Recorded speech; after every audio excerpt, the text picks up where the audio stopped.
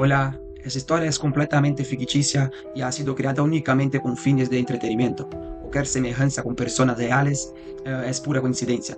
Disfruten del vídeo. La historia habla sobre un divorcio donde la esposa Natalia se queda con casi todo: la casa, los autos, las cuentas bancarias e incluso el veo. Frente a Joes, ella muestra una sonrisa de triunfo y con palabras crueles le desea una vida de pobreza al narrador. Gracias. Mi exesposa Natalia se quedó con la casa, los autos, las cuentas bancarias y hasta el perro en el divorcio. Frente al juez, con una sonrisa de triunfo que nunca olvidaré, me susurró al oído mientras firmaba los papeles. Espero que disfrutes viviendo en la calle, Diego. Caerás en miseria hasta ver mi fortuna. Su abogado, un tipo delgado con corbata roja que parecía disfrutar tanto como ella mi destrucción, asintió satisfecho mientras yo firmaba documento tras documento. El sonido de la pluma sobre el papel era como cuchillos raspando mi dignidad. Natalia se giró hacia su madre y su hermana que esperaban en la sala del tribunal, levantó el pulgar y las tres soltaron risitas que resonaron en el silencio frío de ese lugar. Lo que Natalia no sabía mientras celebraba su victoria con champán barato esa noche es que yo había pasado los últimos 6 meses construyendo algo que ella jamás podría tocar, algo que no aparecía en ningún papel del divorcio, algo que la convertiría en el hazmerreír de toda la ciudad mientras yo reconstruía mi vida desde cero, pero esta vez sin cadenas. Conocí a Natalia hace 15 años en una fiesta de la universidad. Yo estudiaba contabilidad, ella administración de empresas. Era hermosa,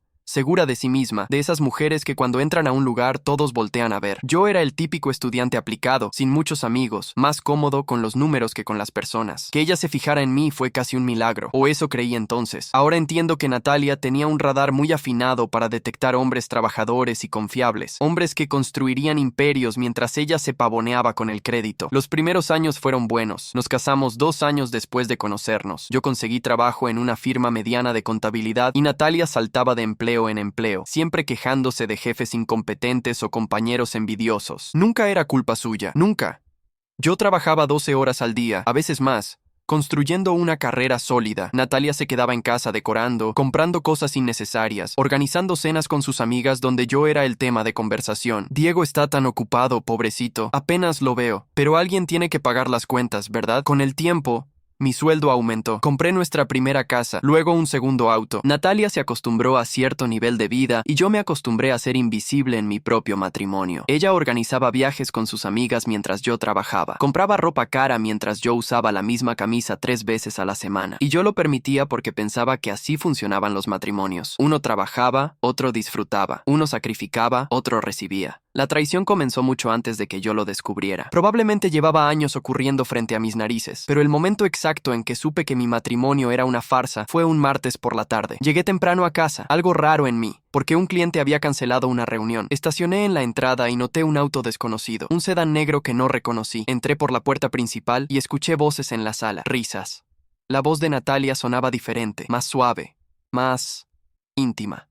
Caminé despacio hacia la sala. Natalia estaba sentada muy cerca de un hombre que reconocí vagamente, Ernesto, el vendedor de seguros que había venido a la casa hace unos meses. Tenían copas de vino en la mano, y cuando me vieron, Natalia ni siquiera se inmutó. «Ah, Diego, llegas temprano». Ernesto y yo estábamos repasando unas pólizas. Ernesto me extendió la mano con una sonrisa que no alcanzaba sus ojos. «Un placer, Diego. Tu esposa es muy meticulosa con los detalles». Yo no dije nada. Solo asentí y subí a la habitación. Mi instinto me gritaba que algo andaba mal, pero mi mente racional me decía que estaba exagerando. ¿Pólizas de seguro? Tal vez.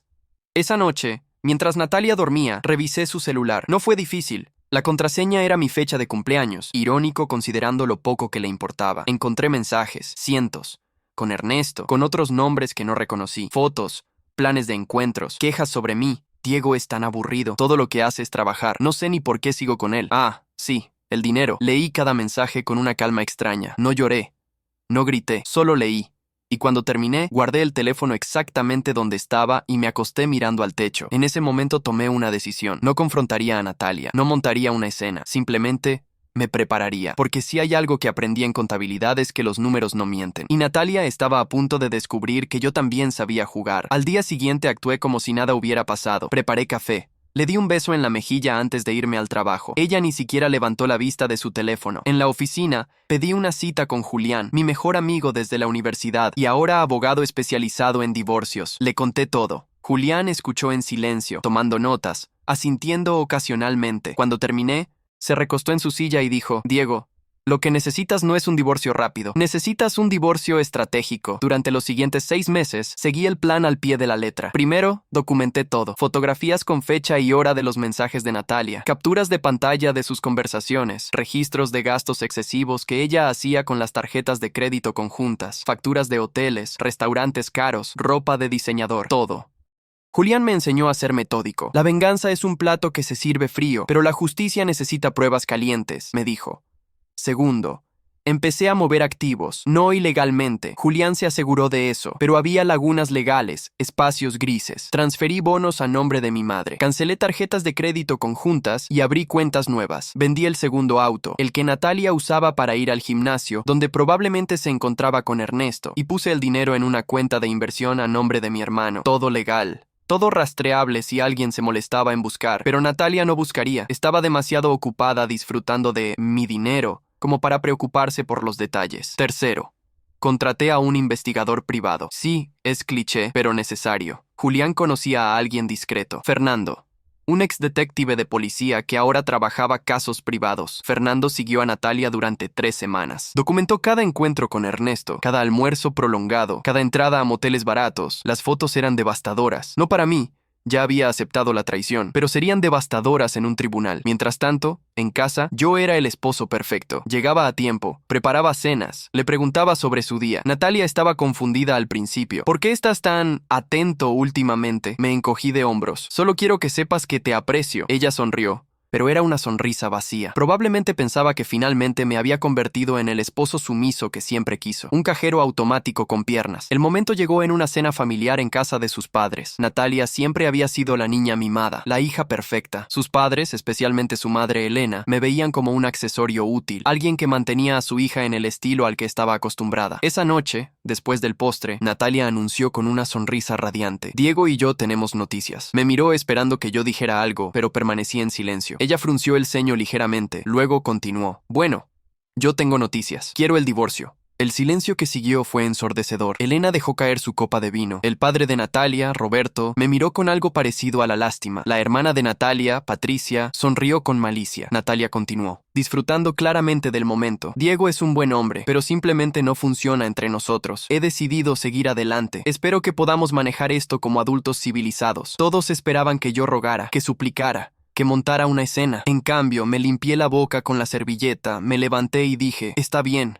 Mi abogado te contactará mañana. Salí de la casa sin mirar atrás. Escuché a Natalia gritar mi nombre, pero no me detuve. Esa noche, Julián recibió luz verde para proceder. El divorcio fue brutal. Natalia contrató al abogado más caro que pudo encontrar, Ricardo Maldonado, conocido por destrozar a hombres en procesos de divorcio. Ricardo exigió todo: la casa, los autos, la mitad de mi pensión, manutención permanente. Julián respondió con calma, presentando documentos, evidencias, números, pero en las audiencias preliminares, el juez parecía inclinarse hacia Natalia. Ella lloraba en el momento justo. Hablaba de años de sacrificio, de cómo yo la había descuidado emocionalmente. Ricardo la pintaba como una víctima y a mí como el esposo ausente y egoísta. Julián me decía que esperara. Todavía no es momento, pero cada audiencia me carcomía por dentro. Ver a Natalia actuar como la esposa herida, cuando yo tenía fotos de ella en los brazos de Ernesto, era tortuoso. Sus padres asistían a cada sesión, mirándome con desprecio. Patricia susurraba comentarios crueles lo suficientemente alto para que yo escuchara. Míralo, ni siquiera puede defenderse solo. Patético.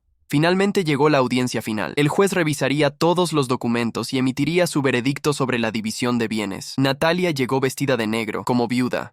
Su madre y su hermana la flanqueaban como guardaespaldas. Ricardo tenía una pila de papeles y esa sonrisa de tiburón que decía: ya gané.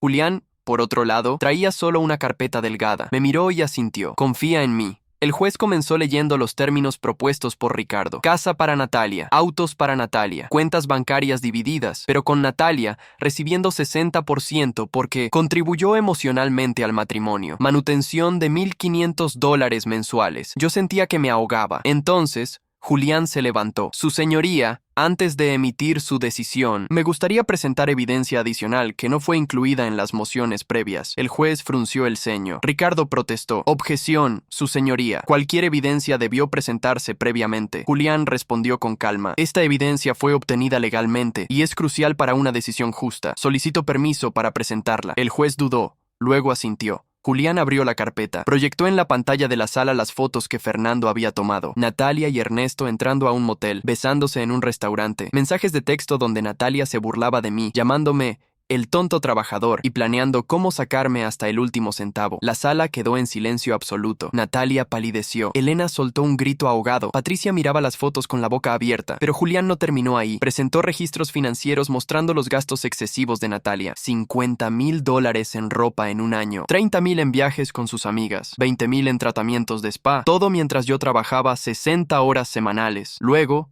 la estocada final. Julián presentó un testimonio firmado y notariado de Ernesto. Resultó que Ernesto no era tan leal como Natalia pensaba. Cuando Fernando lo confrontó con las fotos y le ofreció inmunidad a cambio de su testimonio, Ernesto cantó como canario. Declaró que Natalia le había dicho múltiples veces que se casaría con él una vez que le saque todo a Diego, que habían estado planeando juntos cómo maximizar el pago del divorcio, que incluso habían discutido vender la casa y mudarse a otro estado. Ricardo intentó objetar, argumentar, pero cada palabra que salía de su boca sonaba más desesperada. El juez levantó la mano pidiendo silencio. Miró a Natalia con una expresión que mezclaba disgusto y decepción. Señora Natalia, ¿tiene algo que decir en su defensa? Natalia abrió la boca, pero no salió ningún sonido. Sus ojos buscaron los míos, suplicantes, pero yo mantuve la mirada fría. Ella había elegido este camino. El veredicto fue brutal para Natalia. El juez declaró que dado el adulterio comprobado y la intención documentada de defraudar el proceso legal, Natalia no recibiría manutención alguna. La casa sería vendida y las ganancias divididas equitativamente. Los autos también se venderían. Las cuentas bancarias se dividirían, pero solo las que estaban a mi nombre al momento de la separación, lo que significaba que las cuentas que yo había vaciado legalmente no contaban. En total, Natalia recibiría menos de $40,000. Después de pagarle a Ricardo, le quedarían tal vez 20,000. Natalia se derrumbó en su silla. Elena lloraba incontrolablemente. Patricia me miraba con odio puro, pero lo más satisfactorio fue ver a Ricardo cerrar su maletín con fuerza, derrotado. Julián me dio una palmada en el hombro. Bien hecho, Diego. Salí del tribunal sintiéndome más ligero de lo que me había sentido en años. Natalia intentó seguirme, gritando mi nombre, pero sus palabras se perdieron en el viento. Subí a mi auto, un modelo viejo pero confiable que había comprado específicamente para estas circunstancias, y conduje sin rumbo durante horas, solo conduciendo, sintiendo la libertad. Esa noche, Natalia me llamó 37 veces. Dejó mensajes de voz llenos de lágrimas, amenazas, súplicas. Diego, por favor, no podemos terminar así. Podemos arreglarlo. Te amo. Siempre te he amado. Borré cada mensaje sin escucharlo completo. Luego bloqueé su número. Los días siguientes fueron un torbellino. La casa se puso en venta, los autos también. Natalia tuvo que mudarse de regreso con sus padres, algo que Elena nunca le perdonó. Patricia dejó de hablarle después de que salió a la luz que Natalia le había pedido prestado dinero múltiples veces y nunca lo devolvió. Ernesto, por supuesto, desapareció en cuanto el escándalo explotó. Resultó que tenía esposa e hijos en otro estado. Natalia había sido solo una distracción para él. Yo, mientras tanto, comencé a reconstruir. Renté un pequeño departamento en el centro, nada lujoso, pero mío. Empecé a frecuentar un gimnasio, algo que nunca había tenido tiempo de hacer. Retomé contacto con amigos que había abandonado durante el matrimonio. Y lo más importante, volví a ser yo. El Diego que existía antes de Natalia. El Diego que tenía sueños propios. 3 meses después del divorcio, recibí una llamada de un número desconocido. Dudé, pero contesté. Era Elena. Su voz sonaba derrotada. Diego, necesito hablar contigo sobre Natalia. Le dije que no tenía nada que hablar. Ella insistió. Por favor.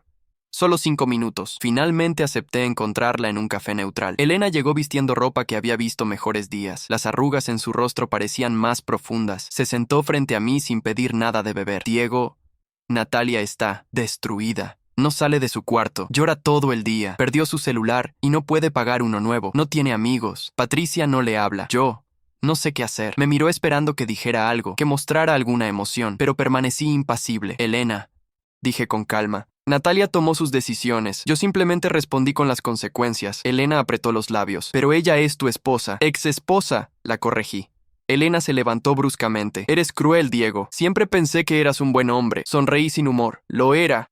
Hasta que tu hija me enseñó que la bondad sin límites es debilidad. Elena se fue sin decir más. No volví a saber de ella ni de Natalia durante un tiempo. Mi vida continuó mejorando. Me ascendieron en el trabajo. Conocí a alguien nuevo, una mujer llamada Clara, que trabajaba en la biblioteca del centro. Era dulce, genuina, todo lo opuesto a Natalia. No teníamos prisa, solo disfrutábamos de la compañía mutua. Salíamos a caminar, leíamos juntos, hablábamos por horas sobre todo y nada. Un año después del divorcio, volví a ver a Natalia. Fue en el supermercado. Ella empujaba un carrito casi vacío, vestía jeans desgastados y una sudadera sin forma. Su cabello, antes siempre perfecto, estaba recogido en una cola de caballo descuidada. Me vio y se quedó paralizada. Yo seguí caminando como si no la hubiera visto, pero alcancé a escuchar su voz quebrada. Diego.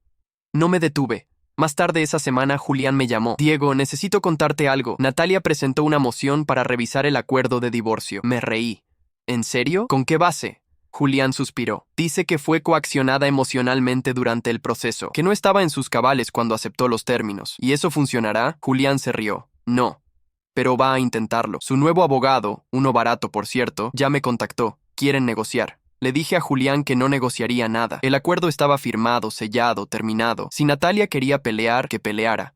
Pero no obtendría nada más de mí. Julián estuvo de acuerdo. Solo quería mantenerte informado. Por cierto, ¿cómo van las cosas con Clara? Sonreí. Muy bien, creo que es la indicada. Me alegro por ti, amigo. Te lo mereces. La moción de Natalia fue rechazada 3 semanas después. El juez ni siquiera programó audiencia, simplemente emitió un fallo por escrito. La moción es frívola y carente de mérito. Denegada. Natalia recibió una multa de $2,000 por uso indebido del sistema judicial, dinero que no tenía. Escuché que tuvo que pedir prestado a su padre, quien ya estaba cansado de sostenerla financieramente. Los meses pasaron y la vida de Natalia no mejoró. Patricia me contó, en un encuentro casual en una fiesta donde coincidimos, que Natalia había intentado conseguir trabajo, pero su reputación la precedía. Nadie quiere contratarla, dijo Patricia con cierta satisfacción maliciosa. Todo el mundo sabe lo que hizo, y su actitud no ayuda. Sigue creyendo que el mundo le debe algo. Yo no sentía alegría por el sufrimiento de Natalia. Tampoco sentía pena. Solo sentía nada.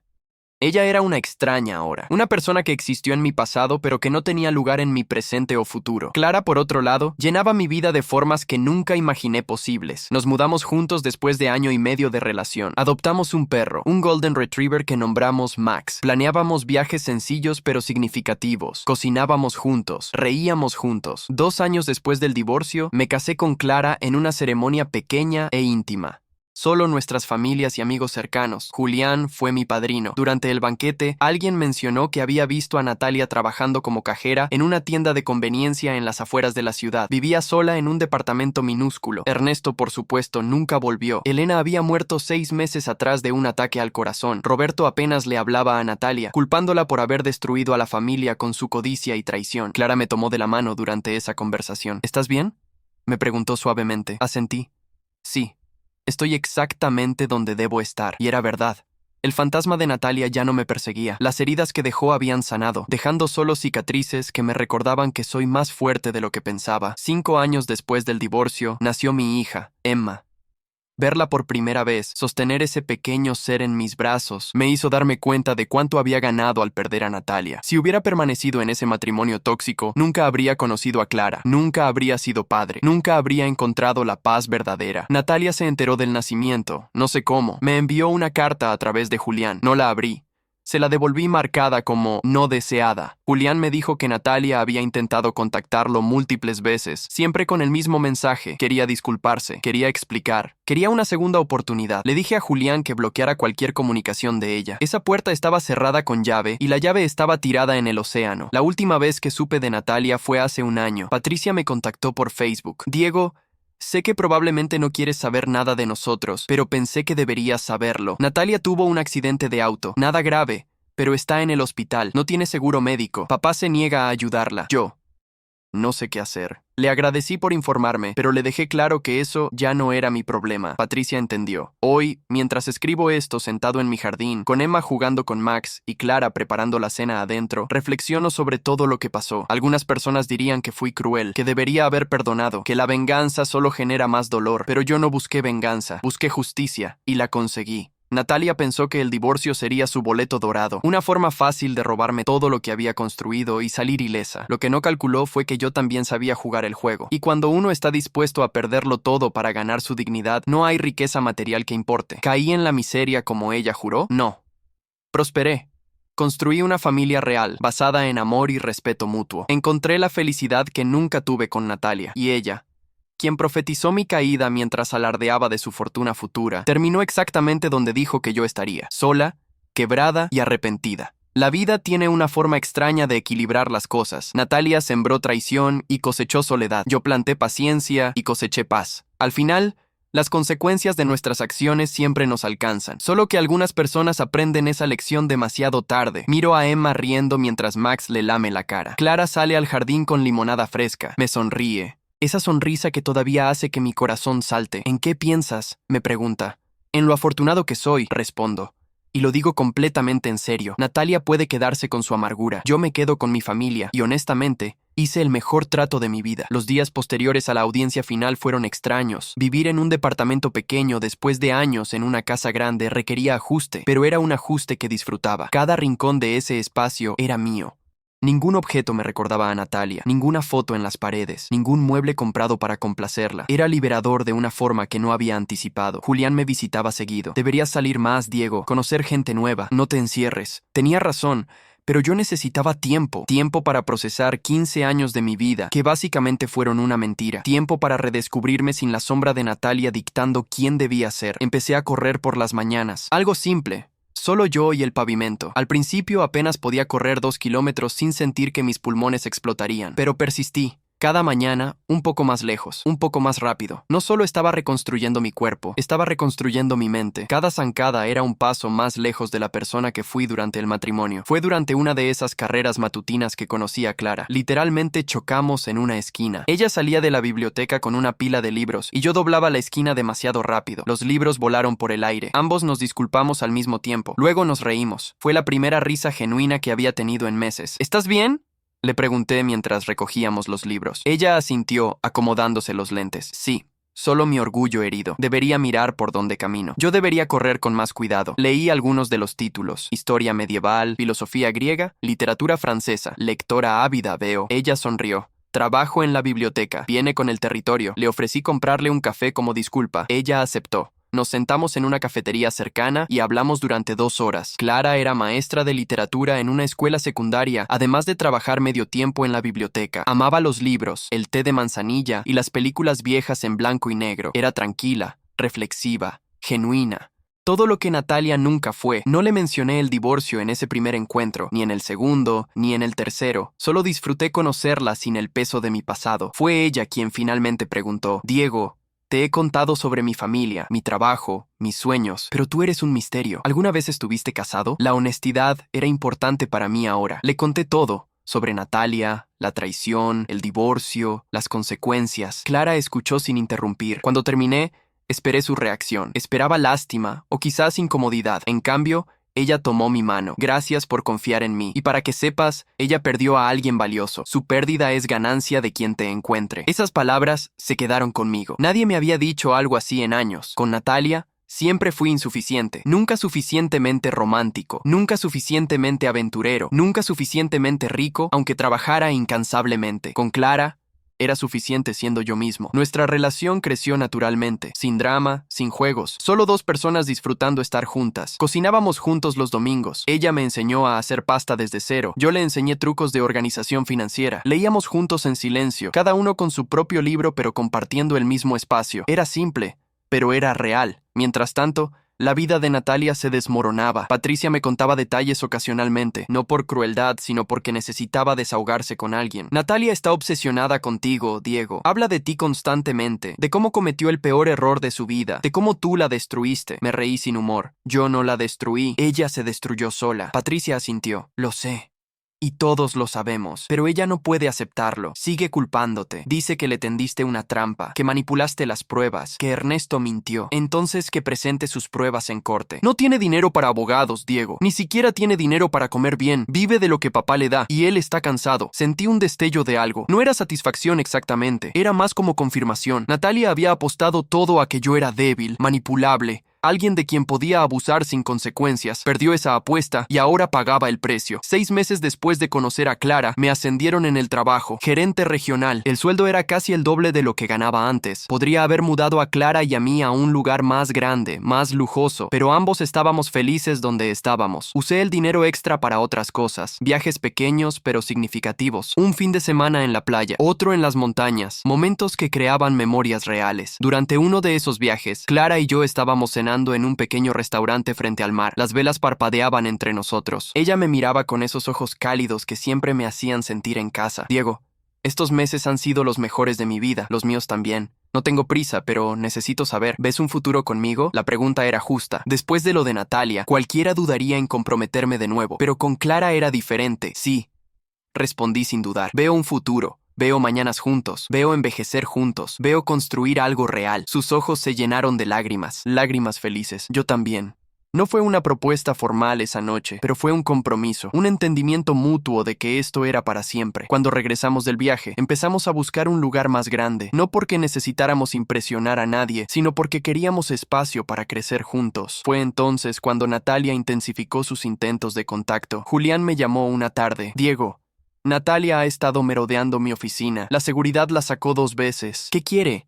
Hablar contigo. Dice que es urgente. Todo con Natalia era urgente. Dile a seguridad que si vuelve, llamen a la policía. Pero Natalia encontró otras formas. Le escribió a mi madre. Mi madre, bendita sea, me llamó inmediatamente. Hijo, recibí una carta de tu exesposa. Dice que está enferma y necesita ayuda. Mamá, lo que Natalia necesita y lo que Natalia merece son 2 cosas diferentes. Por favor, no respondas. Le escribió a amigos mutuos que aún teníamos. La mayoría me contactaba para avisarme. Algunos intentaban mediar. Diego, sé que te lastimó, pero tal vez podrías ayudarla solo un poco, solo para que se estabilice. Mi respuesta era siempre la misma. No.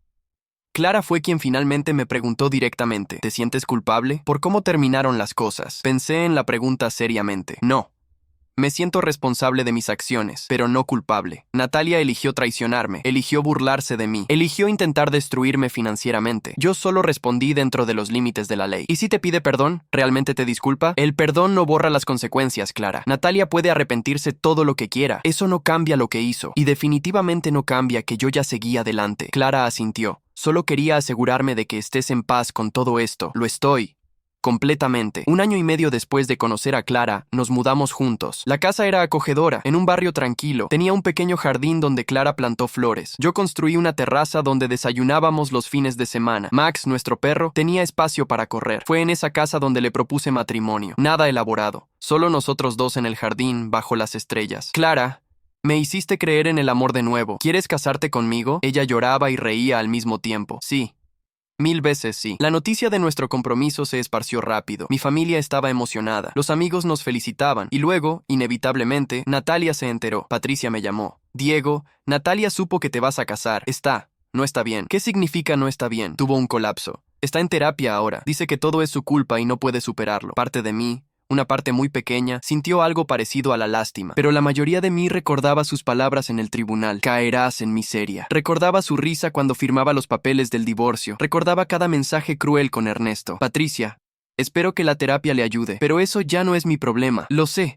Solo pensé que deberías saberlo. Gracias por avisarme. Pero por favor, no vuelvas a contarme sobre Natalia. Esa parte de mi vida está cerrada. La boda fue pequeña y perfecta. 40 invitados. Ceremonia sencilla en un jardín botánico. Clara estaba radiante. Mi madre lloró durante los votos. Julián dio un brindis que hizo reír a todos. Fue un día lleno de amor genuino, sin pretensiones, sin drama. Durante la recepción, alguien mencionó que habían visto a Natalia cerca del lugar. Creo que estaba tratando de entrar, pero seguridad no la dejó. No dejé que eso arruinara mi día. Ni siquiera le di energía mental. Estaba demasiado ocupado bailando con mi esposa. La luna de miel fue en una cabaña en las montañas. Una semana de paz absoluta, sin celulares, sin trabajo. Solo Clara y yo. Caminatas largas, cenas junto al fuego, conversaciones profundas sobre nuestro futuro. Hablamos de tener hijos. Clara quería 2. Yo estaba abierto a la idea, algo que nunca consideré con Natalia. Cuando regresamos, la vida continuó su curso natural. Clara quedó embarazada 6 meses después de la boda. El día que nos enteramos, ambos lloramos de felicidad. Íbamos a ser padres. Yo, quien había pasado 15 años en un matrimonio estéril emocionalmente, ahora tendría la oportunidad de crear vida con alguien que realmente amaba. El embarazo fue tranquilo. Asistí a cada cita médica. Pintamos el cuarto del bebé juntos. Elegimos el nombre. Emma si era niña, Lucas si era niño. Clara leía libros sobre crianza. Yo ensamblaba muebles. Era todo tan normal, tan saludable. tan diferente de cualquier cosa que experimenté con Natalia. Emma nació en una mañana de primavera. El parto fue largo, pero Clara fue increíblemente fuerte. Cuando la enfermera puso a Emma en mis brazos por primera vez, algo dentro de mí se rompió y sanó al mismo tiempo. Esta pequeña vida era la prueba tangible de que había tomado las decisiones correctas, de que el sufrimiento había valido la pena. Natalia se enteró del nacimiento a través de la inevitable red de chismes del pueblo. Intentó enviarme una carta que Julián interceptó. Me llamó para preguntarme qué quería hacer con ella. ¿Qué dice?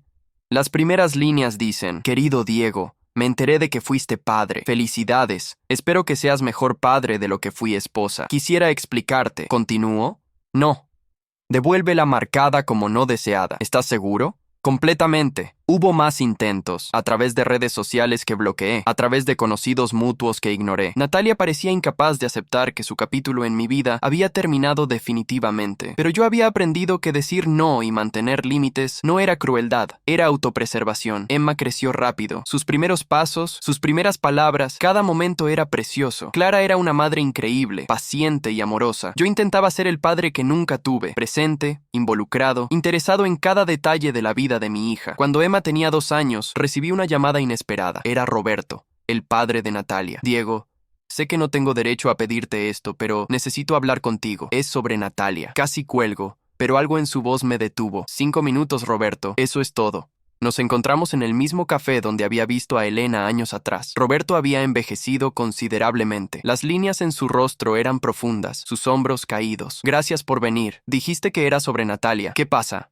Roberto suspiró pesadamente. Está en una situación muy mala, Diego. Perdió otro trabajo. No puede pagar su renta. Patricia y yo ya no podemos sostenerla. ¿Y qué tiene que ver eso conmigo? Pensé que tal vez podrías ayudarla. Solo un poco. Para que pueda recomponerse. Me recosté en la silla. Roberto, con todo respeto, la respuesta es no. Ella fue tu esposa por 15 años. Y durante esos 15 años me faltó el respeto constantemente. Me traicionó. Intentó destruirme. Tú estuviste ahí en el tribunal. Viste las pruebas. Roberto bajó la mirada. Sé que cometió errores. No fueron errores, Roberto. Fueron decisiones deliberadas. Y las decisiones tienen consecuencias. Pero está sufriendo. Yo sufrí durante años en silencio. Nadie me ofreció ayuda entonces. Natalia se burló de mi dolor. Ahora está cosechando lo que sembró. Roberto se levantó lentamente. Esperaba que tuvieras más compasión. Yo también esperaba que tu hija tuviera más decencia. Ambos nos decepcionamos. Esa fue la última vez que hablé con alguien de la familia de Natalia. Roberto murió 2 años después de un derrame cerebral. Escuché que Natalia asistió al funeral sola. Patricia había cortado contacto completamente después de que Natalia le pidió prestado dinero para apostar en un casino, dinero que nunca devolvió. La vida con Clara y Emma era todo lo que siempre quise, pero nunca supe que necesitaba. Comidas familiares llenas de risas, vacaciones sencillas pero memorables, pequeñas tradiciones como pizza los viernes y panqueques los domingos. Era ordinario en la mejor manera posible. Cuando Emma empezó el kinder, Clara y yo nos convertimos en esos padres que asisten a cada evento escolar, obras de teatro donde Emma tenía 2 líneas, ferias de ciencia donde su proyecto era un volcán de bicarbonato, competencias deportivas donde terminaba última pero se divertía de todos modos. Estábamos ahí, siempre. Un día,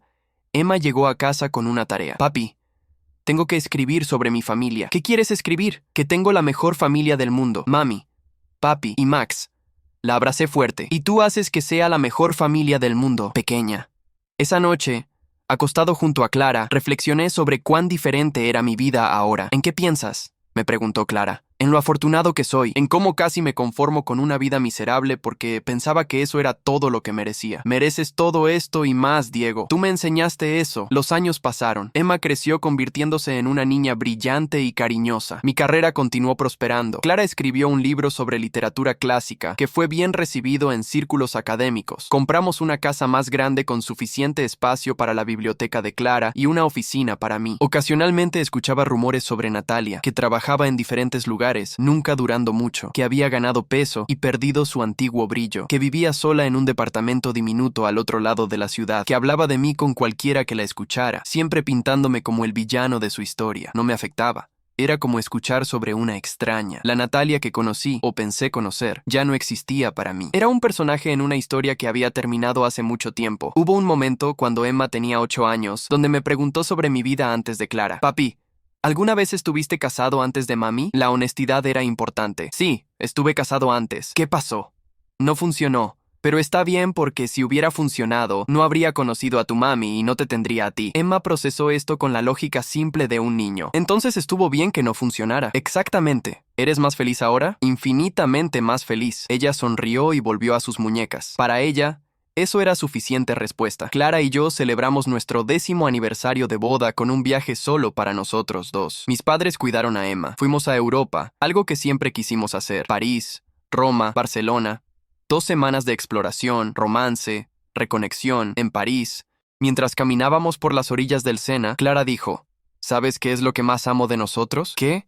Que somos un equipo, que nos apoyamos mutuamente, que nuestro amor es simple pero profundo. Yo también amo eso. Después de años de complicaciones innecesarias con Natalia, aprendí que el amor real no debería ser difícil. ¿Alguna vez piensas en ella? La pregunta me sorprendió. No realmente. A veces escucho algo sobre ella, pero es como escuchar sobre alguien que conocí hace décadas. No siento nada. ¿Ni siquiera satisfacción de cómo resultaron las cosas? Honestamente no. Mi felicidad no depende de su miseria. Depende de esto, de nosotros. Regresamos renovados. Emma nos recibió con dibujos que había hecho de nuestra familia. Max bailaba de felicidad. Mis padres habían preparado la cena. Era caótico y perfecto. Cuando Emma cumplió 10 años, decidimos tener otro bebé. Fue una decisión mutua, sin presión. Queríamos darle a Emma un hermano. El embarazo fue un poco más difícil esta vez. Clara tenía 38 años y los doctores nos advirtieron sobre posibles complicaciones, pero todo salió bien. Nuestro hijo, Lucas, nació saludable. Emma adoraba a su hermano pequeño. Se convirtió en la hermana mayor protectora. Verla cantarle a Lucas, jugar con él, cuidarlo, llenaba mi corazón de una forma indescriptible.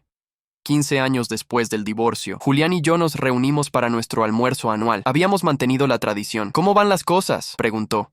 Increíblemente bien. Emma está en la escuela media destacándose en todo. Lucas ya camina y dice palabras. Clara acaba de recibir una oferta para enseñar en la universidad. ¿Y yo? Bueno, no podría estar más feliz. Me alegro, Diego. Realmente me alegro. ¿Sabes? De todos mis clientes de divorcio, creo que eres el único que realmente prosperó después. Fue difícil al principio, lo sé. Pero tomaste las decisiones correctas. Te mantuviste firme. No dejaste que la culpa o la lástima te hicieran retroceder. Gracias por guiarme a través de todo eso. Ese es mi trabajo, pero tú hiciste el trabajo emocional. Eso fue todo tuyo. Mientras manejaba a casa después del almuerzo, pasé por el viejo vecindario donde Natalia y yo habíamos vivido. La casa había sido vendida hace años. Una nueva familia vivía ahí ahora. Niños jugaban en el jardín delantero. La pintura era diferente. Todo era diferente. No sentí nostalgia. No sentí tristeza. Solo reconocimiento de que esa era otra vida, otra versión de mí que ya no existía. Llegué a casa y encontré a Clara leyendo con Emma mientras Lucas dormitaba en su corral. Hola, amor, saludó Clara. Hola, ¿cómo estuvo el día? Perfecto. Emma y yo terminamos el libro que estábamos leyendo. Lucas aprendió a decir pato, aunque señalaba al perro. Reímos juntos. Me senté con ellos. Emma se acurrucó contra mí. Papi, ¿podemos ver una película esta noche? Claro, pequeña, tú eliges. Max se acostó a mis pies. Clara me tomó la mano. Lucas despertó y sonrió al verme. Este era mi mundo. Este era mi hogar. Todo lo demás, todo el dolor, toda la traición, toda la lucha, había conducido a este momento. Natalia una vez profetizó mi miseria. En cambio, encontré mi paraíso, y mientras miro a mi familia, sé sin ninguna duda que las mejores venganzas no son las que planeas, son las vidas que construyes después de que alguien intenta destruirte. Son los momentos de alegría genuina que nunca habrías experimentado si hubieras permanecido en la toxicidad. Natalia puede quedarse con su amargura y arrepentimiento. Yo me quedo con Emma leyendo, Lucas riendo, Clara sonriendo y Max roncando. Me quedo con cenas familiares y vacaciones sencillas. Me quedo con amor real, no con imitaciones baratas. Y al final del día, cuando apago las luces y me acuesto junto a Clara, con el monitor de bebé transmitiendo la respiración tranquila de Lucas y Max guardando la puerta de Emma, sé que gané.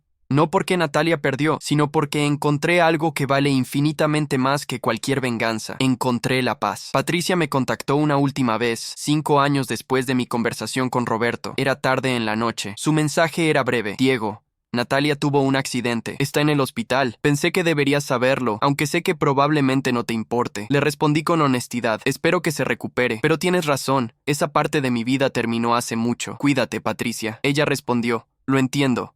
Para que sepas, ella nunca superó lo que perdió. Habla de ti como el que se escapó. El único bueno. Vive en el pasado. Eso es triste, pero no es mi responsabilidad. Escribí de vuelta. Lo sé. Solo pensé que querrías saber que ganaste completamente. No se trataba de ganar o perder, Patricia. Se trataba de sobrevivir y encontrar la felicidad. Hice ambas cosas. Esa fue nuestra última comunicación. Bloqueé el número después, no por enojo, sino por necesidad. Cada interacción con el pasado era un paso atrás, y yo solo caminaba hacia adelante ahora. Clara notó mi distracción esa noche. ¿Todo bien?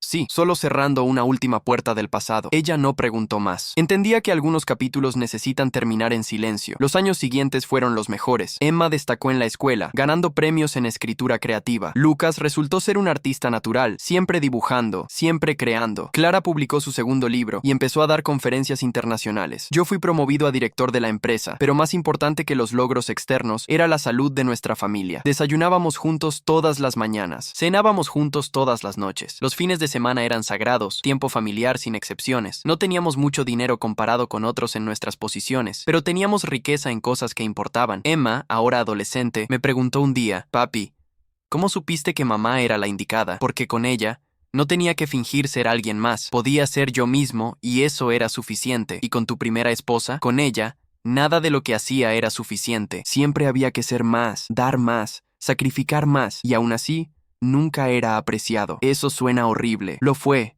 pero me enseñó a valorar lo que tengo ahora. Emma me abrazó. «Gracias por elegir ser feliz, porque si no lo hubieras hecho, yo no estaría aquí. Esa es la mejor razón para haber tomado las decisiones que tomé». Lucas, a sus 7 años, era más directo. «Papi, ¿alguna vez estuviste triste?» «Sí, hijo. Muy triste por mucho tiempo. ¿Qué te hizo feliz de nuevo? Tu mamá, tu hermana y luego tú. Me alegro de haberte hecho feliz. Tú me haces más que feliz, Lucas. Me haces completo». Esas conversaciones simples con mis hijos me recordaban constantemente por qué valió la pena cada lágrima, cada noche sin dormir, cada momento de duda durante el divorcio. Esta familia, este amor, esta paz no habrían sido posibles si me hubiera quedado en la miseria. En nuestro aniversario número 15, Clara y yo renovamos nuestros votos. No porque necesitáramos hacerlo, sino porque queríamos. Emma y Lucas fueron nuestros testigos. Mis padres lloraron de nuevo. Los padres de Clara también. Julián dio otro brindis memorable. Durante la ceremonia, miré a Clara y vi mi futuro. Envejecer juntos, ver a nuestros hijos crecer, conocer a nuestros nietos algún día. Todo el dolor del pasado se había desvanecido completamente, reemplazado por gratitud pura. La última vez que escuché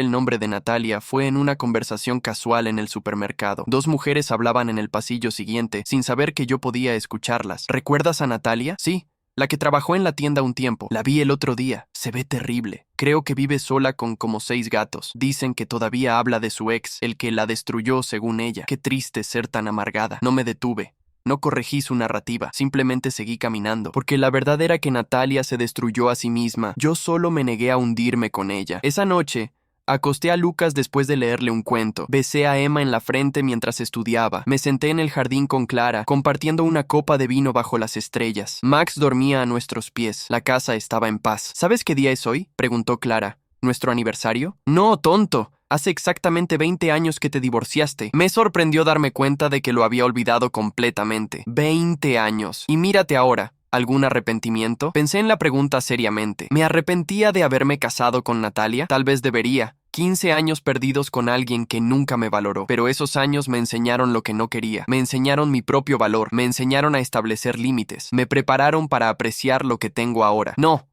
respondí finalmente. No me arrepiento, porque todo, lo bueno y lo malo, me trajo aquí. Y aquí es exactamente donde quiero estar. Clara apoyó su cabeza en mi hombro. Yo también. Nos quedamos así en silencio, escuchando los sonidos nocturnos del vecindario. Algún perro ladraba a lo lejos. El viento movía las hojas. Era ordinario. Era perfecto. Natalia una vez me dijo que caería en miseria, que ella prosperaría mientras yo sufría, que su fortuna brillaría mientras yo me arrastraba. Pero las profecías solo se cumplen si les das poder. Yo le quité todo poder a Natalia el día que decidí que mi felicidad no dependía de su aprobación. Ahora, 2 décadas después, miro mi vida y veo abundancia. No la abundancia material que Natalia valoraba, aunque tengo estabilidad financiera. Veo abundancia de amor, abundancia de risas, abundancia de momentos que importan, abundancia de paz. Y Natalia, quien profetizó mi caída mientras alardeaba de su futuro dorado, vive sola rodeada de gatos, trabajos temporales y arrepentimiento. No porque yo la castigué, porque ella eligió un camino de traición y egoísmo, y ese camino solo lleva a un destino. Las consecuencias son maestras pacientes pero inevitables. No te persiguen ruidosamente, simplemente esperan, acumulándose silenciosamente hasta que un día miras alrededor y te das cuenta de que estás exactamente donde tus decisiones te llevaron. Natalia sembró engaño, cosechó soledad. verdad. Yo sembré paciencia y esfuerzo, coseché amor y familia. Al final, no se trataba de venganza, se trataba de justicia natural, el universo equilibrándose. Me levanto del jardín, Clara me sigue adentro. Revisamos que Emma esté dormida, que Lucas esté cubierto, que Max tenga agua. Apagamos las luces, nos acostamos juntos. Te amo, susurra Clara en la oscuridad. Yo también te amo, respondo. Y me duermo en paz, sabiendo que las mejores venganzas son las vidas bien vividas, son las familias construidas con amor real, son las noches tranquilas, sin drama ni toxicidad. Natalia puede quedarse con sus profecías fallidas y su amargura corrosiva. Yo me quedo con esto, un hogar lleno de amor, hijos que me respetan, una esposa que me valora y la satisfacción profunda de saber que sobreviví la tormenta y encontré la luz del sol del otro lado. Esa es mi venganza, esa es mi victoria, y es más dulce que cualquier cosa que Natalia podría haber imaginado en sus peores pesadillas.